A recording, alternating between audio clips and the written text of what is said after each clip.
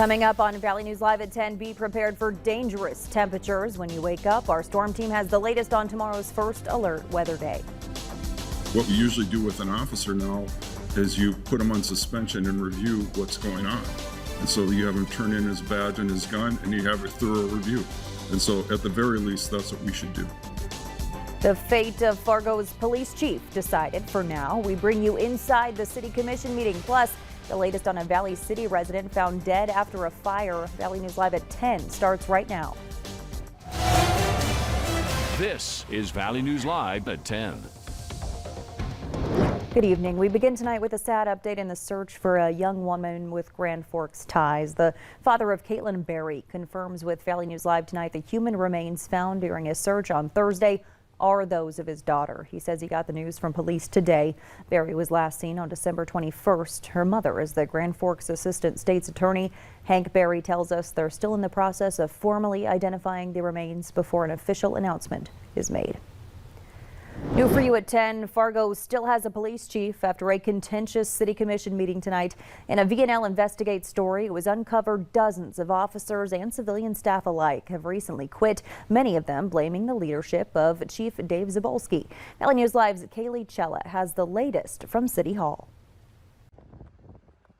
Commissioners had planned to speak about implementing a Fargo Police Department performance action plan and vote on whether to move forward, but they took resident comments first. And the first 5 were all about Fargo Police. Less than 2 years into his tenure and on the heels of passing the Oversight Committee, we are now on the verge of ousting our last 2 out of our last 3 police chiefs. Wes Filame was one of those that commented, and he said the toxic environment within Fargo PD is being caused by the police officers, not the chief. The real issue is within the police department and them avoiding accountability. Now, all of this comes after one of our investigative reports found that at least 35 police officers and staff from the Fargo Police Department had left amid a toxic work environment they say was created by Police Chief Dave Zabolski, both here in Fargo and at his last job in Wisconsin. But Filame says the timing is suspect. He's wondering why those Wisconsin officers didn't come out sooner. You know, it's been over a year. Why weren't they saying these things at the time of him, being hired? It seems like everything's extremely coordinated in a way it's a coup attempt. Last week, Commissioner Tony Gehrig called for Chief Zabolski to be fired immediately. But at tonight's meeting, he was more reserved. And instead, it was Commissioner Pepcorn who came in guns blazing. What we usually do with an officer now is you put him on suspension and review what's going on. And so you have him turn in his badge and his gun and you have a thorough review. And so at the very least, that's what we should do. But Commissioner Arlette Preston said it wasn't the commission's job to fire Zabolski. When we call for a department head to be fired, it sends a message to the entire city staff that creates a culture of fear, insecurity, whatever.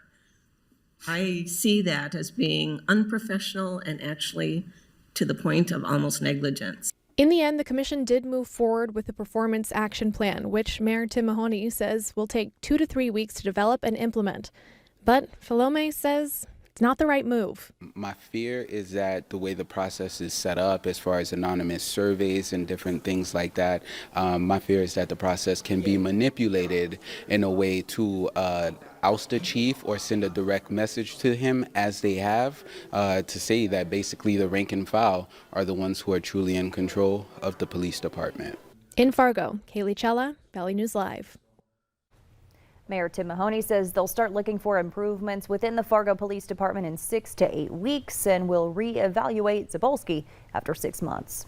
To the forecast, we're in for some brutal temperatures tomorrow. Here with the first look is Chief Meteorologist Hutch Johnson. Hutch? Yes, thank you so much, Stacy. Good evening, everyone. And the answer to the question, how low will we go, is very, very low. Already temperatures diving into the 20s below. And the wind 5 to 15 miles per hour, as we talked about. Here's what we're concerned about during the overnight is the wind chills will be so low that skin can freeze in mere minutes, 15 minutes or less. So that survival kit is a necessity if you are traveling. Check this out, Foston, 26 below. This is your air temperature, not the wind chill. And we have a lot of teens below, from Bemidji through northwest portions of Minnesota, including Thief River Falls. Look at Roseau down in the teens below to almost 20 below. Fargo, we're 12 below at the latest reading, 17 below in Oaks and Devils Lake. Factor in the winds. Again, it don't take a lot of wind with temperatures this ridiculous to get the 30 to 40 below, and that's where we already are. And we're going lower. Taking a little closer look, we do have some spots that are dipping down into the 40 below category. That's for you in Rugby, 31 below in Thief River Falls. War Road, 36 below that current wind chill. Wind chill warnings for our entire viewing area until noon tomorrow. Dangerous cold will continue even into the afternoon hours because we will continue to see that northwest wind. So many of you shared photos today of the halos, the sun dogs, and multiple halos. A 22-degree halo, that first circle, and then a little more faint, that 46-degree halo was apparent around. And then up here, we had some questions about what is that rainbow at the top that's upside down. That's called a circumzenithal arc.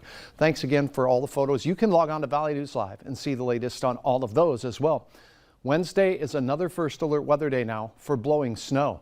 We're going to warm up some 55 degrees in some spots, Stacy, but it's going to be a challenging day travel-wise. I'll have the latest in a few minutes. All right, thanks so much, Hutch. Just such a good idea to keep that VNL weather app handy. You can get forecasts right at your fingertips. You can download and use it for free. Just search VNL weather in the App Store.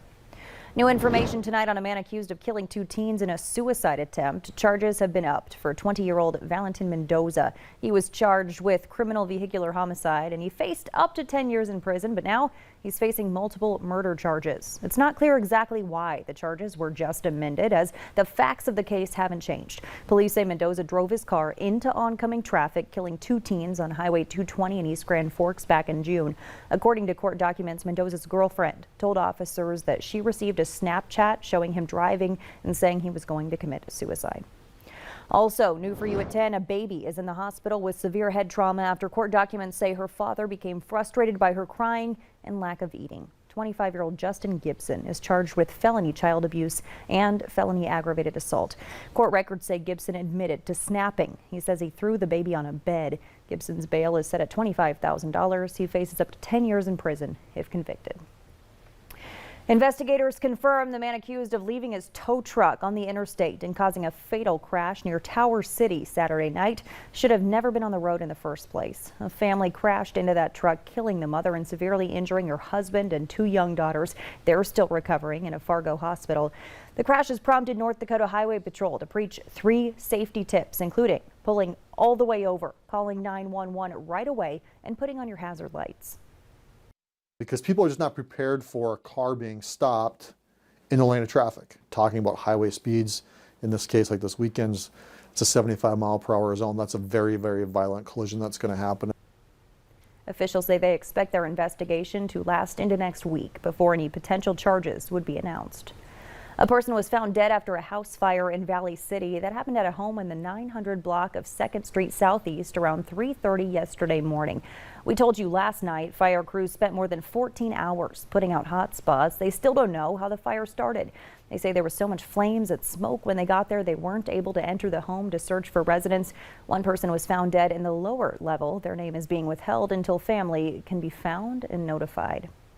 Moorhead police are confirming carbon monoxide poisoning was the cause of death for the Hernando Pinto family. Authorities just received the final blood test results, and based on those, they say they've determined the home's furnace was the source of that carbon monoxide. 7 members of the family were found dead in their home on December 18th. New tonight, the Moorhead City Council just approved to have a question on the November 8th general election ballot deciding whether to approve a half-cent sales tax. The tax would go toward the development of the new regional library and community center. Council members say the tax would generate more than $30 million over 22 years. The current sales tax in Moorhead is a little more than 7.3%. And another oil spill to report in western North Dakota, but this one, they say, was intentional. The company reported 435 barrels of produced water was released yesterday due to a vandalism incident which left valves open. So far, 430 barrels have been recovered with vacuum trucks. A necessity for many parents is nowhere to be found. We'll tell you why some are having a hard time getting their hands on baby formula. And Valley News Live at 10 continues. Another fabulous shot of today's halos, the circumzenithal arc, and the sundogs out there shining so vibrantly in that brisk Arctic air here today. We captured him on time lapse as well. Your forecast includes Cold tomorrow and blowing snow Wednesday. Latest on 2 First Alert weather days next.